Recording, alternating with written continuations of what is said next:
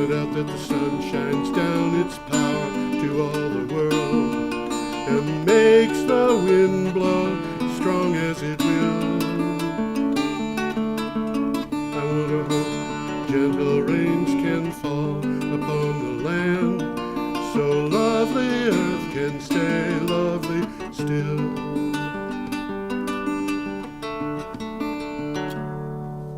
Hello, ladies and gentlemen. Welcome to Energy Week. This is our, what, Tom, our 318th? I think that's the number. 318. It is number 318, yep. So we've finished 317 shows, and this is where we come to. Anyway, this is the... It's been fun. Yeah, this is the show for the 16th of May, 2019, and we are starting this show on May 9th. Every day I go up and look at the internet, find the news, see what I can discover about energy and climate change and a few other things, you know, like what is happening to Monsanto and that sort of thing. And I put up a blog post early in the morning. I try to get it up before 8 o'clock, not always successful, but that's what I try to do, because I've found that 8 to 9 o'clock in the morning is when I have the heaviest traffic at that site. Is that so? Absolutely. Yeah, interesting. And goes along with coffee, huh? yeah, I think a lot of people, I know a lot of people read it when they get to work. They read it at work, so 9 to 10 So the boss is paying for it. Yeah, that's right. That's what it is. And what I'm looking for is news relating to energy and climate change. Every item that I find that's interesting, I put together a 50 to 55 word synopsis along with a link to the original article. 10 to 15 of those get packaged together in the blog post, and then Tom and I get together on Thursday mornings and discuss what has happened in the previous week.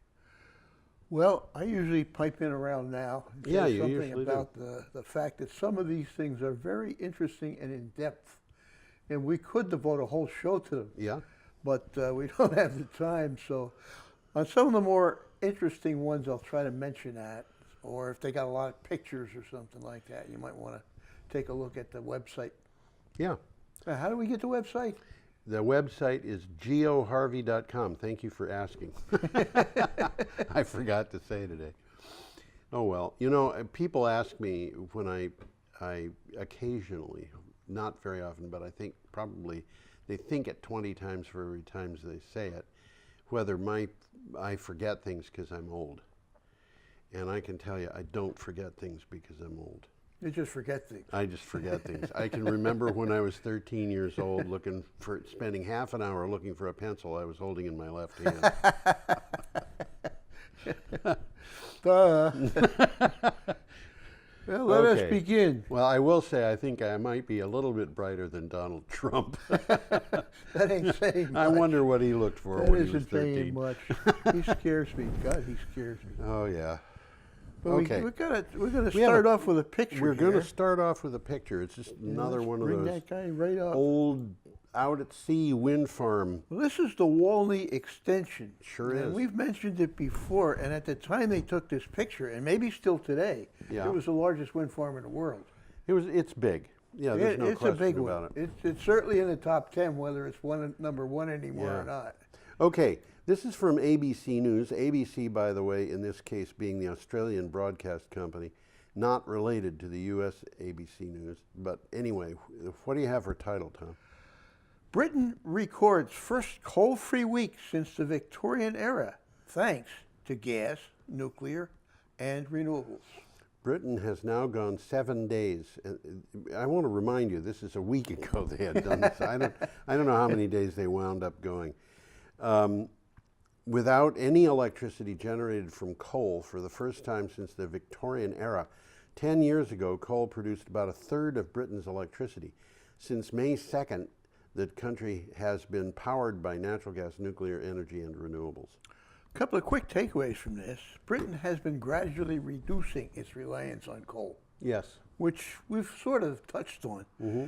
The director of Victoria, that's Australia, Yes. Victoria's Energy Policy Centre said Britain's coal-free week should spur Australia's government into action, Yes. which I think is something that's got to happen. Well, there's a lot of pressure in Australia to get renewable Well, energy. the states seem to support it, and the federal government seems to oppose it. Well, the Australian Capital Territory, which is the Australian equivalent of Washington, D.C., has rebuked the federal government and declared a climate emergency similar to what they had in Scotland, Wales, and then the UK. And I think one other country has done that too. Well, again, from the article, Australia has so much advantage, okay? Oh. We got better wind, better sun, better land availability. And it's a natural. And the problem is they've also got better developed coal, and they want to use it. They do, and they want to sell it while it's still worth something. Yeah. And the people who want to sell it include people who think it will always be worth something, and Australia should develop it better or bigger because... And China's in a kind of a situation like that too. Yeah. Well, let's move along here. Okay, we've got an item from a little Bloomberg. closer to home. Yeah. Exelon to shut the 3 Mile Island nuclear plant. Oh, man. Exelon Corp says it's moving forward with plans to close the 3 Mile Island nuclear plant in Pennsylvania after a bid to bail out struggling reactors failed to advance in the state legislature. They were trying to get some kind of a nice subsidy. Oh, did they ever? Exelon had hoped to get $500 million a year. I'll take that. Yeah, absolutely. I think they should subsidize Energy Week. In subsidies to keep the plant open, by the way, we're going to have to subsidize Energy Week. Yeah, because something like that's happening. Changes in laws where you have to pay for it now.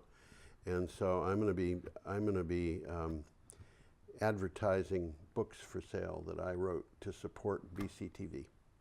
Okay. Yep. So we're gonna have commercials now. No, I'm actually going to read. One of my books is a 29 chapter long or story long book of micro shorts, which the longest of them is 2 pages, and the shortest of them is only about 65 words. And I'm going to read these things in 29 different cable television shows. Okay. In which I'll be appealing for so they're commercials. donations. And well, actually, they're not going to be sold at BCTV. They're going to be given away to people who donate. Okay. Which is a slightly different thing. They are available in a couple of bookstores in town, Artrageous and Everyone's Books, both on Elliott Street, and they're available at Barnes and Noble. But anyway, we should... Well, a quick takeaway from this article is the legislation is not going to pass in time to save the plant. Yeah. Okay, so they're going to shut it down. Well, they were going to shut it down. Now they've finalized that. They're saying we are shutting it down, I think, September? Well, yeah, September 30th. Okay. Yep.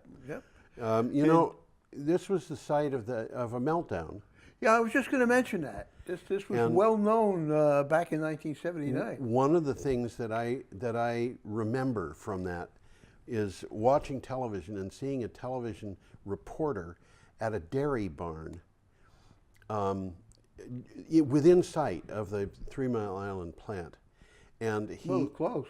It was close. Close for comfort. Yeah, it was probably no more than half a mile away. Yeah.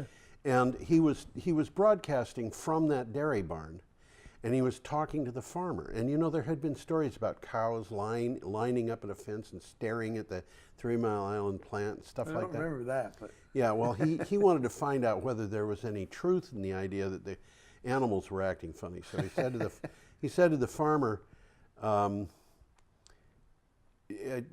your animals acting funny?" And the farmer said, "No, not at all." So the reporter said, "So they're not doing anything unusual?" And the farmer said, "No, not at all." And the reporter said, "So everything is as it normally is?" And the farmer kind of looked at him and said, "What? Man, you're standing in a dairy barn and there isn't a fly in sight." That's interesting. And I just thought that That's was interesting. bone chilling. You know, Wow. whoa, what's going on here? Anyway, we should probably Let's move along. We got continue. another picture We have a coming picture up here of that picture is the Block Island wind farm. Doesn't look like it. One of the turbines is off the picture to the right, and this is a fishing boat. I was just going to say it looks like a fishing boat Yep, to me. that's what it is. Well, the title is Block Island Offshore Wind Farm Improves Fishing and Tourism. This is from Clean Technica. Researchers at the University of Rhode Island studied the effects of the Block Island wind farm had on local fishing and tourism. They found recreational fishing was increased, though feelings were mixed among those who fish commercially, and tourism had definitely improved. Well, what's happened is there's better fishing near the turbines. Yeah. Because of the support structures. Yeah. They serve as artificial reefs. Yeah. So the sport fishermen are moving in, and the commercial fishermen don't like it. Well, what can you say? It reminds me, I don't know if did you ever see that John Wayne film about offshore oil stuff off the coast in the Gulf? Doesn't ring a bell. Well, I thought I've seen all the John Wayne He films. did a movie in which the local people were upset, and particularly, well, the local people were upset, and particularly the fishermen were upset because they were putting up offshore oil rigs. And he went to, in the course of the movie, he went to one of the fishermen who happened to be a little less unfriendly than the others, and he said, "Listen, could you help me with something? I need to understand this business about shrimp." The guy said, "What are you talking about?" He said, "We've got shrimp all over the place. They're getting in the way of, our gathering cooling water or something like that. What do we do about that?" And of course, the fishermen realized that the support structures invite life into the area. Well, as the article says, it's artificial reef. Right, except in this case, you're not going to have an oil spill. Right. Yeah. Okay, should we? Well, there's a statement here I'd like to read from the article. Go ahead. And this is important. NIMBY plays an important role in renewable energy projects. Lots of people complain about wind turbines, but seem to revel in the sight of utility poles and electrical lines marching across the landscape from horizon to horizon. That's the choice we've got, unfortunately. Well, this is how they explain it. One is new, so it stands out from our ordinary experience. Yeah. The other has been part of the landscape forever. Over the years, we have trained ourselves not to notice. Yes. That's a good explanation of NIMBY. Yeah. At least in this particular case. Okay, we are move up to along. Friday, May 10th, with an item from Sierra Magazine. Yes, it is, as a How matter about of fact. that? I got it right. These scientists did more than tell us we were doomed. In the past few days, a series of apocalyptic headlines appeared telling us that 1 million species were threatened with extinction based on an IPBES Whatever report. that is. Well, it's Intergovernmental Panel It's important to remember that the report didn't just talk about doom. The committee offered solutions. Well, again, a little takeaway here. It's important to remember that none of these apocalyptic headlines were really an understatement, but they provided workable solutions. And one of the best ones I like is put indigenous people in charge. Really, since their history of literal dependence on the landscape means they are likely to know better than anyone else what a particular ecosystem needs. Well, the reason why we don't know what the ecosystem needs at this point is because we've got too many people trying to leadership. exploit it. We've got leadership which is purposely not just ignoring science but denying science. And it's not just climate science, it's other kinds of science as well. Anything that stands in the way of making a dishonest buck, huh? Yeah, I think that's exactly what it is, to tell you the truth. And this next one, do you want to go to the next another story picture now? coming up. We do indeed. And Let's start with the picture. This is a neat story, and this is from the BBC, and I'm actually going to Take a look write... at that picture first. I'm going to write an article for the June edition of Green Energy Times, which comes out locally in central and northern New England. And I think I might also write an article for Clean Technica. to. I don't know where they look at took this picture. That but does not look like Australia. It looks like No. India or someplace like that. Well, those structures in the back are definitely not Australian style. Yeah, I would say. Well, the title of the image is Reestablishing Vegetation on Parched Land. Yep. And the article comes from the BBC. It does in that, and it says how weeds help fight climate change. And there's some weeds up there. Yeah, there are.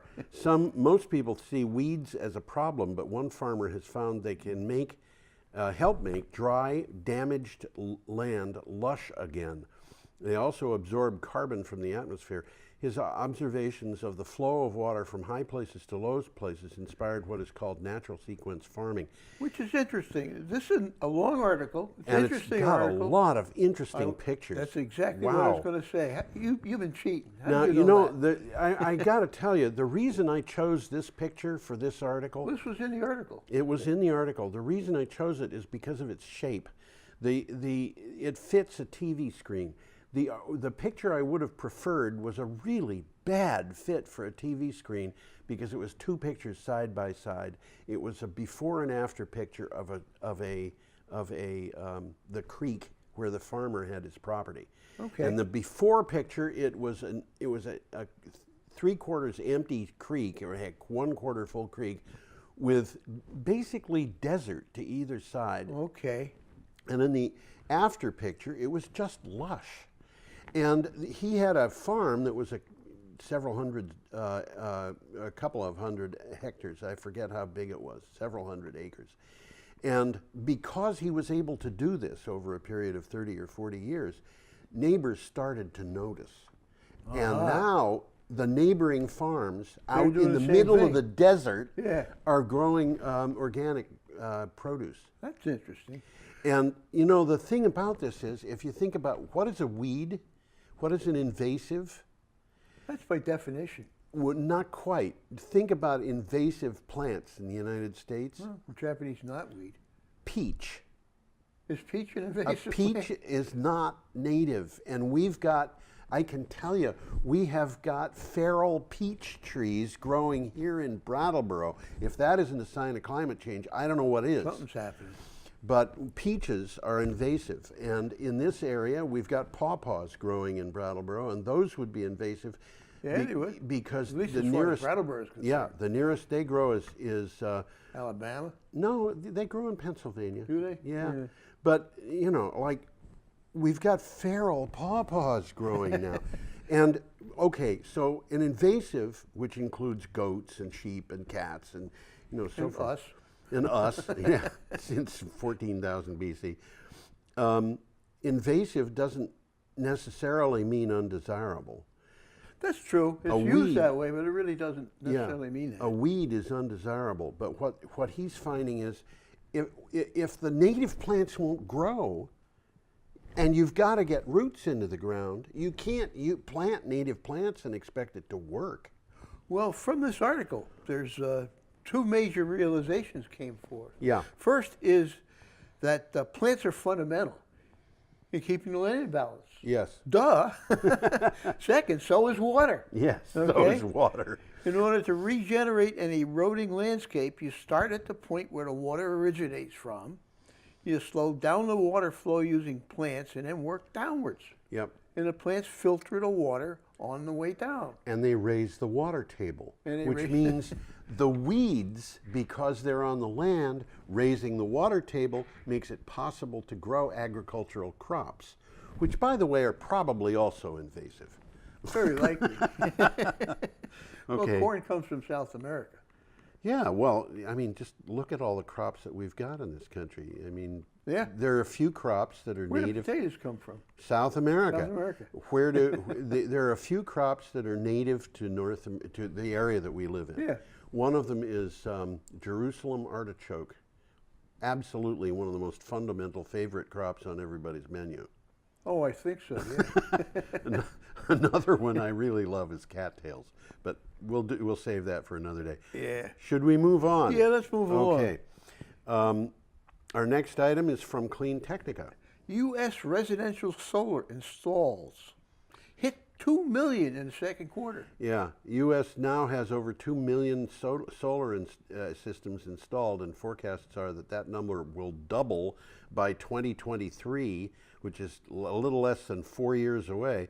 According to Wood Mackenzie Power and Renewables and the Solar Energy Industries Association, the first million installations took 40 years.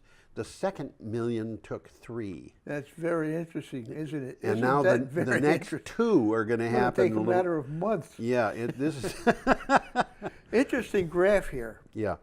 Costs down and employment up. Yes. You can just look right at it. I know. Whoa. The 2020s will be the decade that solar becomes the dominant new form of energy generation. I think Well, that's duh. probably Yeah, true. Yeah. That's a duh. Yeah. Fast-growing states include California, South Carolina, Texas, Utah, Florida, Rhode Island, and Maryland. Yep. Yeah. They're getting on the ball. Okay, we're up to Saturday, May 11th, and we we've got a picture coming picture up here, which is not an exciting picture, I don't think. But nevertheless, there it is. Well, that's a picture from an intersolar trade fair. Yeah, and everybody's walking in the same direction. I wonder why that is.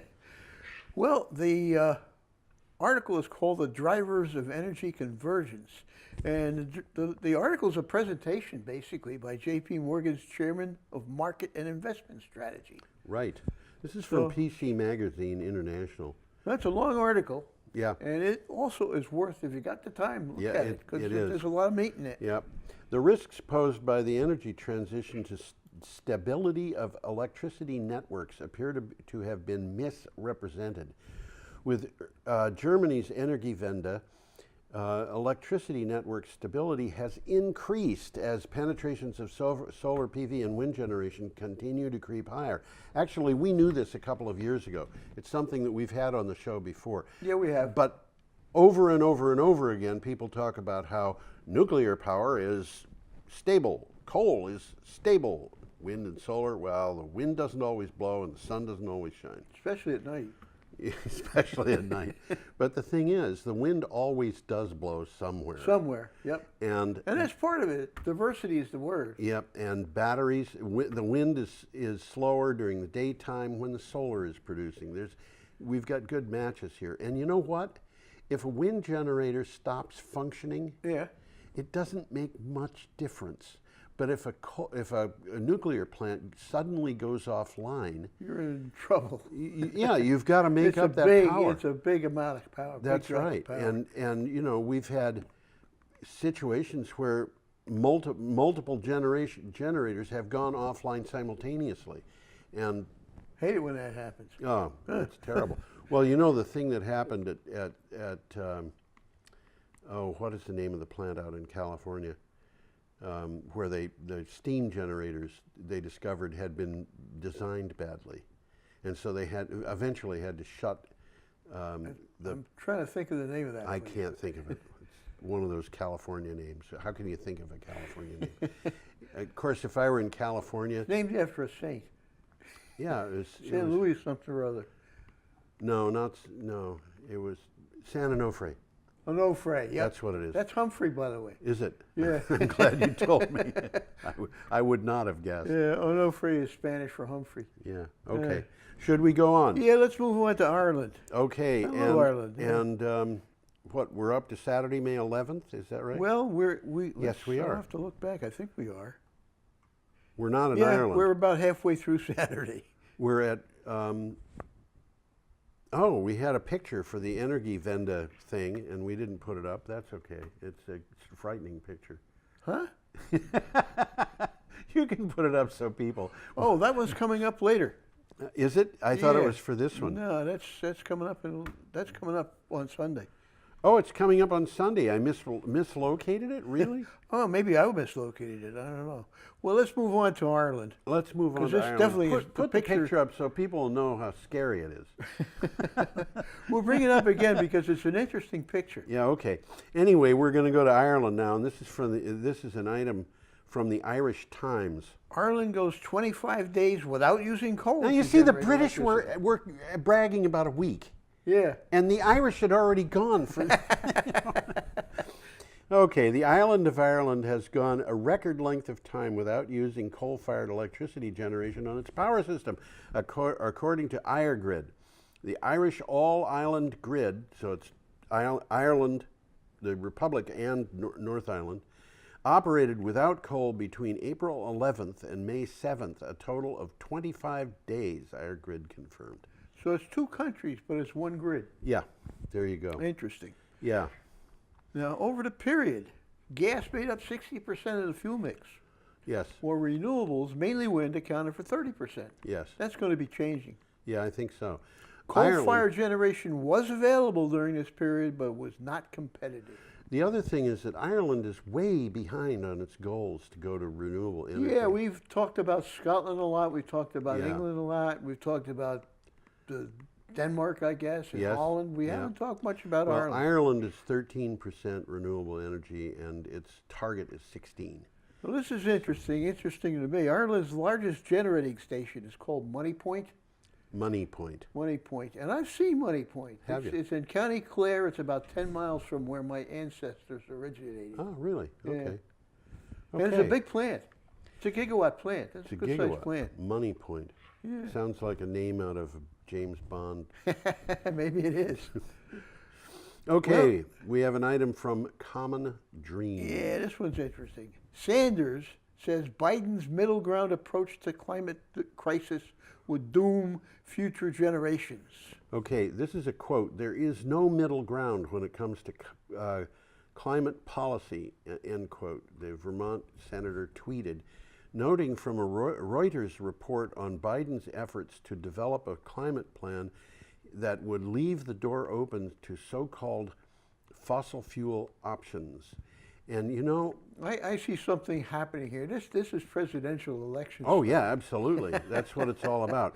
Biden, from what I can understand, may backtrack on this a little bit because he's kind of saying, no, that's not really what I meant. Well, he's getting some static. He sure He is. is. He's getting it from a lot of people. From a lot of people. Well, all of whom are running for president. right. Well, but just think about this for a second. Bernie Sanders. Well, Alexandria Ocasio-Cortez isn't running for president, but you know she will.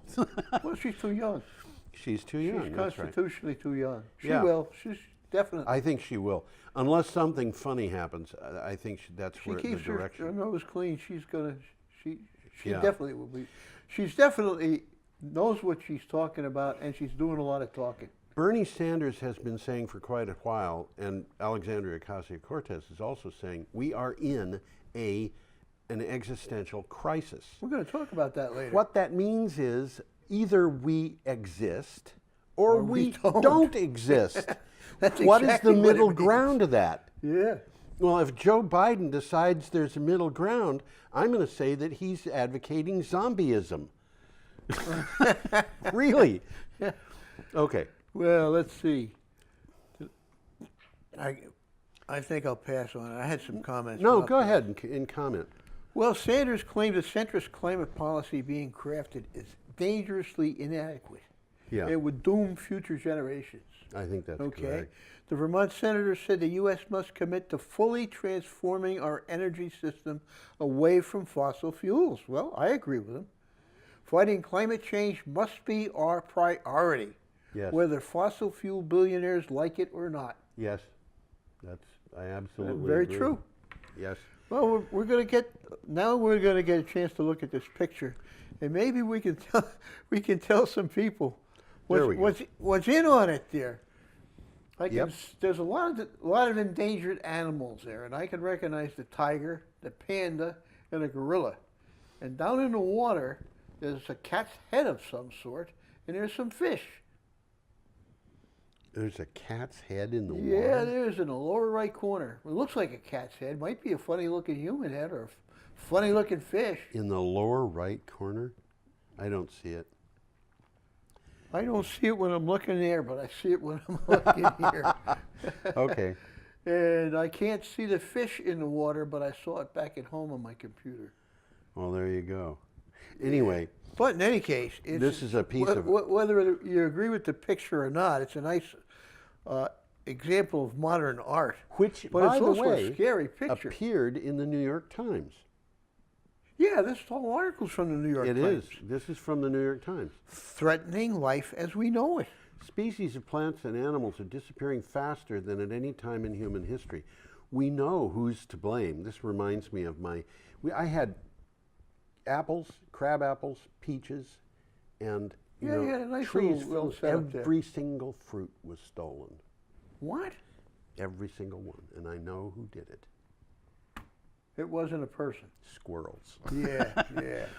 Okay, we know who is to blame. Our planet has suffered 5 mass extinctions, which, with the last about 66 million years ago, probably because an asteroid hit the Earth. Now, the 6th extinction is here, and the asteroid is us. I got news Wow. for you. The asteroid is the various power plants we've got, and other transportation stuff. All sorts of stuff like that. The thing that we are on this thing is the dinosaurs, I suspect. If we don't deal with things, we're going to be. You just think about this. The cockroaches are going to be here. All of the dinosaurs, Yeah. except the birds, which, Yep. of course, when we were kids, weren't called dinosaurs, but today they're called avian dinosaurs. But all of the dinosaurs, except the birds, the very smallest ones, were wiped out at the same time. They all disappeared at once. Yep. And that was the 5th extinction. Now we've got the 6th extinction underway. It's and are we going to survive? It's the title of a book, and it's warning. Well, the book is warning of a devastating sequel to the 6th extinction, with plant and animal species on land and sea disappearing at a ferocious clip, their habitats destroyed or diminished by human activities. And I've been talking to people about this for a while. A couple of years ago, I talked to people at the WWF, and science. World Wrestling Federation? Yeah. How did you know? No, the World Wildlife Fund. I talked to a scientist down there, and he told me that they are in fact expecting another species to disappear about every another species. They were saying another species of vertebrates. I think we've talked about this. Every 10 minutes. Species that disappearing right, left. Yep. They're not all vertebrates, but yeah, that's true, and some of them are important. And we could destroy all of our honeybees. Although, do we have the article this week on Monsanto? I don't know. Well, we'll find out when we get to. Well, the Monsanto article, just so people know, Monsanto had a decision against it on glyphosate. Yep. And that awarded $2 billion to a couple, both of whom got they got cancer. Yeah. And the reason for the $2 billion was because the plaintiff attorneys could show that Monsanto had been screwing around with science and politics and all kinds of things to cover up what was going on. They showed that, huh? Well, they showed a big body of evidence that they were trying to prevent information from being put before the public. So that's why. Now, honeybees become extinct. That's going to lead to a cascade of other extinctions. We're in trouble there. Because there are plants that depend on them. Yeah, absolutely. Well, for what it's worth, there's a summary of that article, the 6th extinction, available from the web as a PDF. There's a link. Yep. So if you want to read a little bit more about the 6th extinction, it's available to you. I'd like to mention one other thing here, Tom. I never thought you would. No, and I don't do that normally, but in this particular case, when I was in college, that was the time when these reports came out from the Club of Rome and places like that. Well, one of the things that I remember was that somebody, and this was not just some guy, speaking offhandedly, it was some kind of study was done. Some organization said that it would take, Lake Erie was dead, and it would take 2,000 years for it to recover. And the reason for that was because of poisons in the lake, primarily DDT. Coming from farmland. What? Coming from farmland. Yeah. And when DDT was made illegal, for most purposes. Lake Erie recovered in To a great extent. to a very great extent. It was no longer a dead lake 5 years later. And this was obviously far, far faster than anybody expected. And I think glyphosate, it could be the same kind of thing. If they stop applying glyphosate and some of these other things, which I think they're going to have to sooner or later, hopefully. Well, a couple of $1 billion settlements isn't going to slow that thing down. Except that there's thousands of suits against Monsanto, and the people who bought it over at Bayer, their actions were not endorsed by their stockholders, which is just unheard of. Very interesting. This whole thing, This could blow up, huh? Oh yeah, Bayer has lost stock value equal to what they paid into Monsanto, and that was before this decision. Very interesting. What was that? That's the guy used to say. Very interesting. Very interesting. We have ways of dealing with people like you. Well, let's move along here because this is I an won't interesting tell you what article kind of coming accent up. that I'm trying to. No, the next article. Well, you know I like articles about batteries, so Yeah, absolutely. I put that in there just saying just to myself. add water. Yeah. Salt battery could help renewable energy use. Yes. But it's not really salt. It's not salt. Tom caught it too. I looked at that and I said, "What? Salt?" Well, it's Okay. calcium hydroxide, which is lime. It's Yeah, it is cement. technically not salt, although to a non-chemist It might. is a salt. Chemically, it is a salt. It's anyway. Vattenfall, I don't know if I'm pronouncing that right. The Swedish We'll startup live with it. SaltX are working on a new thermal battery. When calcium oxide reacts with water to make calcium hydroxide, it releases a lot of heat. When the water is removed, the material changes back to calcium oxide. The thermal And calcium battery, oxide's cheap. well, I mean, it's limestone, and you heat the limestone. to drive off carbon dioxide, which goes into the atmosphere. You know, I mean, really, I don't know about this, but it might, you know, it might be a brilliant breakthrough. I don't know. You can get calcium from things other than limestone. You can get it from bones, yeah. Fossils. I read a thing saying that an average chicken processing plant, an average processing line in a chicken plant kills something like 250,000 birds a day. Wow. Yeah, we Wow. kill, yeah, we have a lot of bones available. Wow, yeah. Okay. Well, the thermal battery. Well, you're supposed to say this. The thermal battery stores heat. Yeah, I did say that. I Oh, think that's from Japan Today, and you know, people who are unaccustomed to chemistry don't really realize how hot these things can get sometimes. But you know, Well, you know, I've mixed a whole heck of a lot of cement, but it gets warm as it sets. yeah, and if you are put into contact with a large amount of it, This article says it's going to get very hot. it does, and it will burn you really badly. The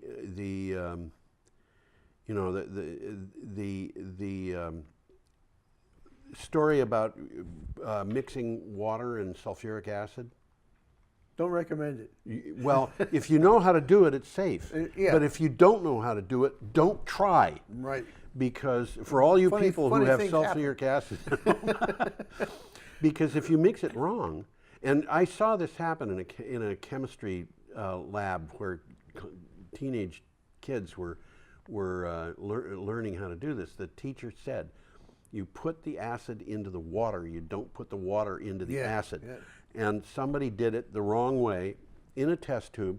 The test tube just all of a sudden everything in it boiled and it went pow. Wow. And sulfuric acid went flying across the room.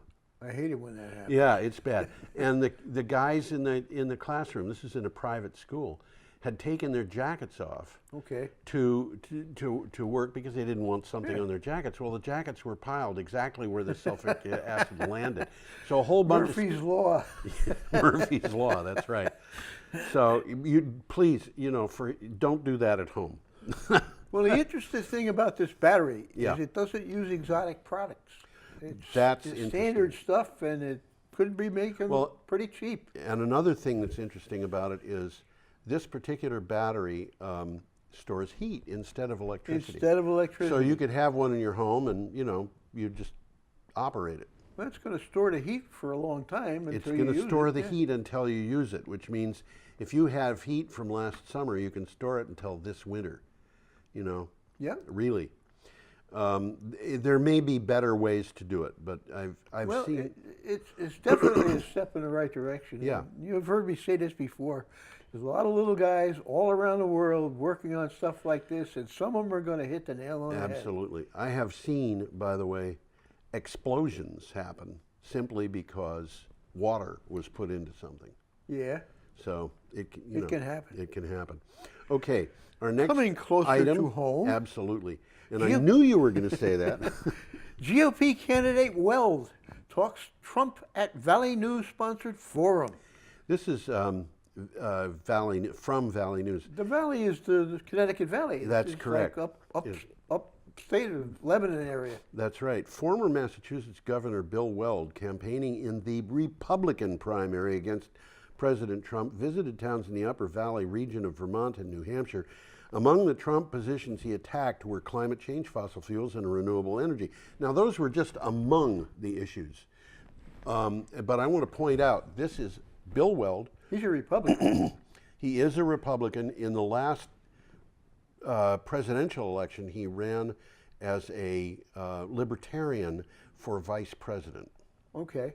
I didn't remember that. But he is now, and has been for a long time, a Republican and at the higher orders. A couple of takeaways here, a couple of the things that he mentioned. This is a quote. I didn't meet a single person who didn't express disdain and dismay about Donald Trump. Well, now, these are Vermonters talking. yes. Okay. But they're Vermont Republicans. Yeah. And New Hampshire Republicans. And a lot of Republicans in New Hampshire. Not so many There are. in Vermont. Yeah. Well, Wells is a social liberal and a fiscal conservative. Yeah. Which Okay. is kind of like... His current policy positions include support for LGBTQ Americans Yes. and welcoming instead of demonizing immigrants. How strange. How strange. Just Wells think of all also our criticized ancestors. the How many of our ancestors would have made it to this country if Donald Trump's policies were in place? I'm sorry, go ahead. Wells also criticized the Trump administration for its energy policies, from pulling out of the Paris Accords to supporting expansion of fossil fuel industries, particularly coal. Yeah, well, okay. We're moving up to Monday, We are. the 13th of May. Okay, and we have a We got a picture coming up. Yeah, let's and we pull have our an picture up. item from Sour Energy, S-A-U-R, Energy. That's what it says. And what's the title? Climate and energy goals can be met without sacrificing the rivers, according to the World Wildlife Fund. A report from the WWF and the Nature Conservatory showed that the renewable energy transition can solve the world's climate and energy challenges without sacrificing its remaining free-flowing rivers and the benefits they provide to people and nature. And of course, what they mean here is this can be done without building dams. Yeah. So that, Well, this is what they say. Accelerating the renewable revolution could prevent 100,000 miles of river channels from being fragmented, as you just said. Yeah. We're putting up dams. yeah, we're going to have to move quickly, Tom, because and it's my fault. We've been delayed. Well, we got 16 minutes left, and we are on. 8 articles left. We're on Monday already. We'll Yeah. do it. No problem. Okay, our next item is from CNN. It is. It is. There is more CO2 in the atmosphere today than at any point since the evolution of humans. According to data from Mauna Loa Observatory in Hawaii, the concentration of CO2 in the atmosphere is over 415 parts per million, far higher than at any point in the last 800,000 years since the evolution of the human species Homo sapiens. That's since before modern humans existed. Yeah. This is a good argument for changing our name. Or name? Yeah, from Homo sapiens to Homo doofians or something. I don't know. Well, it's an interesting article. It's a CNN thing, so they got a video. Yep. And it's a nice one, 2.5 minutes, and there's a lot of graphs in it. It shows what has been happening since for the existence of man. Yeah. Every 50 years, and Yeah. it goes up and down, up and down, up and down, very And regularly. then at the very end, and it's so thin because it happens so quickly that you can't even see it. You can't really even see it. It doubles. Yep. Okay, our next item is from AlJazeera.com. It is that. UN chief, climate change is running faster than we are. UN Secretary General Antonio Guterres said climate change is running faster than we are. And that's a quote. Quote, climate change is running faster than we are, end quote. He pointed out that countries are not living up to their commitments under the 2016 Paris Agreement, even though the last 4 years has been the hottest in history. So, A couple of nice videos in this article worth Yep. watching. And he met with families from some of the Pacific Island countries whose lives have been upended by extreme weather. yes, Their countries might be disappearing. they are disappearing. You know, I mean, I've seen, well, yeah, okay. We're up to Tuesday, May 14th, and we've got a couple of pictures coming up here. The first picture is, Well, I'm going to bring them up, and you tell us what it is. this is Victor Vescovo piloting a submersible, which is called the Limiting Factor. That's the name of Yeah, it the is. Yeah, it submersible. is. Let's take a picture of that. And we've got a picture of the submersible itself. There is Now, the- I want to point out that thing, Looks like a submarine. Well, And it is a but it's submarine. only about 20 feet long. and I don't know how tall it is, but those rails up at the top are designed to be something that a guy can hold to or a Yeah, girl can that gives hold- you a good hold idea to. how big it is. So, those things are waist high, maybe, or a little bit less. I saw a picture of him holding on to that, and it looked like he was slightly bent over. Anyway, what do you have for a This kind of discouraging. title? Deepest ever dive finds plastic bag at the bottom of the Mariana Trench. An American undersea explorer, Victor Vescovo, has completed what is claimed to be the deepest sea dive ever recorded. 10,927 meters, which That's is almost 7 miles. 35,853 feet, almost 7 miles. He returned to the surface with depressing news that there is plastic trash down there. It's everywhere. It's everywhere. absolutely amazing. The trench is deeper than Everest is tall. Yeah. Okay, so it gives you some idea. He observed plastic bags and candy wrappers. And by the way, he's on a world tour here. It's part of an odyssey in the world's watery depths that's being filmed for the Discovery Channel. So you Yep. might see some more about this in a little while. Right. The limiting factor is a titanium-hulled submersible, Titanium, man. fully tested to 120% of full ocean depth. So he's not putting himself in danger. Oh, man. Fully tested. How do you do that? Okay, our next item is from Clean Technica. This is a much more hopeful item, I think. Yes, they have. This Actually, both of the next There's a little two bit are. of hope here. Yeah. Scientists say they have created an environmentally friendly alternative to styrofoam. That's a biggie. Yeah, it is. From an environmental perspective, styrofoam is a disaster. Scientists at Washington State University say they have developed an environmentally friendly material derived from plants that works better than styrofoam for insulation. Well, they give a quick explanation here. Styrofoam is a perfect example of a capitalist economy run amok. I guess. It's derived from petroleum, has many uses, as we know. Wonderful insulator, makes it ideal for coolers and coffee cups. But it has several drawbacks, and this is the big one. It's non-biodegradable. Well, It will not go away. we had an article a couple of years ago, it might have been 3 or 4 years ago, about worms eating styrofoam.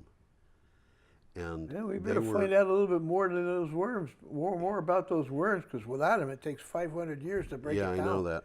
Okay, So our next item is from Climate Home, and this is also a big one. This is good. This is very good. Yeah. Cement giant Heidelberg pledges carbon neutral concrete by 2050. And if you knew anything about the way they make cement, they take limestone and they just heat the heck out of it. They used to have a kiln down at Northfield. Did they? Yeah, or maybe it was at Bernardston, but there was, I lived on a mountaintop in Winchester, New Hampshire, and we could see this thing from the house. It's like a long, thin tube. It's a long, thin tube with an Archimedes screw inside. So you turn the tube and the stuff migrates upward. Yep. And then they have this big blower that's blowing flame up the thing, and the rocks that are in there lose their waters of hydration, and when that happens, they break up into tiny pieces, which are cement. I think that was what it was they were doing. It was a cement kiln. They don't explain how Heidelberg Cement is going to do this. No, they don't. I noticed that, although we've also talked about ways this was done.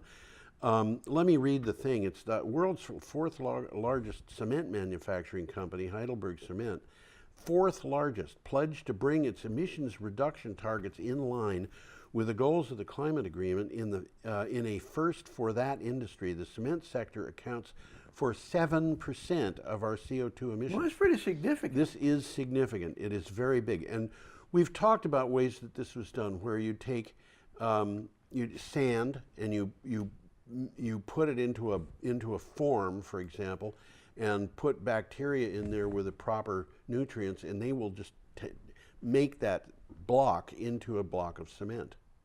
Okay. But you're not going to pour that. I don't think so. I don't know, but this is they're doing their thing. Well, I guess Heidelberg Cement is a German company. I would think so. Yes. They're big. Yes, they are. They employ 60,000 people in 60 countries. Yeah. That ain't hay, baby. That ain't hay, exactly. Okay, we're up to Wednesday, May 15th, and our first item for that day is from BBC News. Yeah. This is where my That's daughter Glasgow.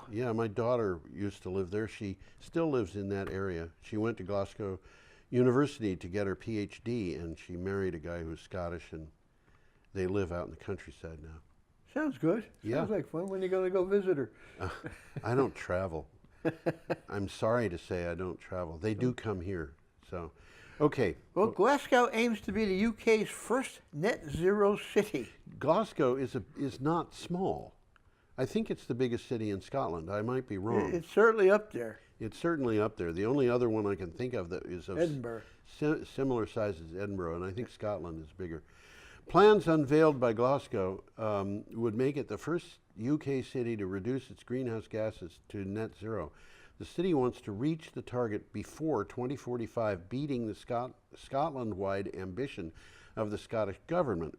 Glasgow's plan includes mass EV charging stations. Well, the article talks about a duel between Glasgow and Edinburgh. Yeah. They're each trying to be there first, the first net zero. And in the Glasgow part of it, they're talking about electric cars, which you sort of mentioned when you said charging stations, and electric buses. Yes. Okay, which are coming, guys. They're coming, okay? Yep. And that's the UK. Also, they mentioned that the UK's largest onshore wind farm is on the outskirts of the city. Well, there's an old story that I was told by a person who lived near one of those two cities, and I won't tell you which. And he said, the difference between Edinburgh and Glasgow is that if you go to a person's house at 7 in the evening in Glasgow and knock on the door will open and the person will say, Tom, welcome, come in, we're about to sit down to dinner. Uh-huh. If you do the same thing in Edinburgh, the guy will say, Tom, come on in, we just finished dinner. Okay, should we go on? So it's all a matter of timing, isn't it? I suppose. Yeah, this is teachers grapple with climate change, a pretty scary topic. The climate, and it is. It is, but the thing that's scary about it is just part of this issue. It's not climate change in general. It's the way it's presented. It's the whole ball of wax. Yeah, the Climate Literacy and Energy Awareness Network reviewed more than 30,000 free online resources and found that out of them, only 700 were acceptable for use in schools. That's less than 3%. You know, I mean, this is crazy. The rest included materials from climate change doubters, the oil industry. Say that one again. The oil industry, which I think paid the climate change doubters. Well, that's what the article says. And others with misleading information, most of whom were fueled by or funded by climate change doubters in the oil industry. This is from NBC 10 Philadelphia, and it's like these teachers are looking for materials on climate change, and what they're finding is that 97.65% of it, and that actually is... I'm just about to mention that, some Yeah, takeaway from the article. Teachers describe struggles finding trustworthy materials to help them teach their students about climate change. There's a lot of information out there that's old, broken, misleading, not scientifically sound, not sound technically. And they specifically mentioned the Heartland Institute, Yes, the Fraser Institute, yes, the Koch Foundation, yes, ExxonMobil, yes. Chevron, Shell, who supply free misleading materials to teachers. Yeah. So that's what's going on. And they're all funded by fossil fuels, which are... Well, Heartland Institute, Fraser Institute, Well, yeah. you think about this for a minute. Fossil fuels companies, when you go to them and you say, you've got to reduce your carbon emissions to zero for you and your products between now and 2050, what you're saying is you've got to work on negative growth for the next 35 years, and not just a little bit, but substantial, like 3.5% per year. And no, they don't like hearing it, and they like to tell people that's politics speaking. That's because these people want socialism to take over the world. And then, of course, they have an idiotic definition of socialism. But, you know.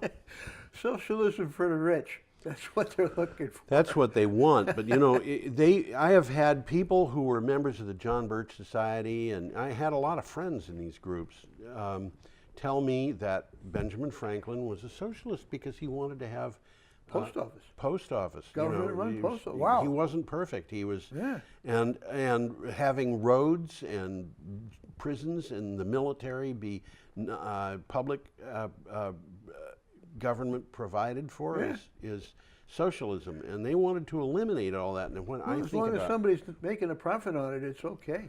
Well, some people think that way. The business of allowing ordinary people, as opposed to the state, to control armies was what destroyed, in my opinion, the Roman Empire. So yeah, I think. Okay. Well, we got about 2 minutes to go. And we've got one item. item. One article to go. And it's from we Oregon. We just talked about teachers. Now we're going to talk about students. And this is from OregonLive.com. And let's put that picture up. I want to bring people's attention to the poster that the girl in the upper right is holding. And I don't know if people can read that. They probably can, but I'll read it anyway. We are studying for a future that does not exist. There you go. Wow, that's pretty heavy, really. Yeah, it is. Okay, what do you got for a title, Tom? Students press Portland School Board to adopt climate curriculum promised 3 years ago. Dozens of students packed the auditorium at Portland School District headquarters to demand a science and social studies curriculum that addresses climate change. The school board passed a resolution 3 years ago promising just that. There's a gallery of pictures on this article. Yeah, I know. The protest came 2 months after hundreds of students rallied in Portland during a worldwide march demanding governments act on climate change. You know what, Tom? I think the students... They know what's going on. They know they have got to take this under control. It's their world they're inheriting. It's their world they're inheriting. You know, I'm probably not going to be alive when things really get bad. But if we don't change things, things are going to get really bad for these kids. I think it's probably about time for us to... I think that's about it. It'll bring you up. Finish up. I'm going to bring us both up. Well, let's bring us both up. Yeah, there we go. Have a perfectly lovely mood. There you go. So Adios, everybody. see you next time.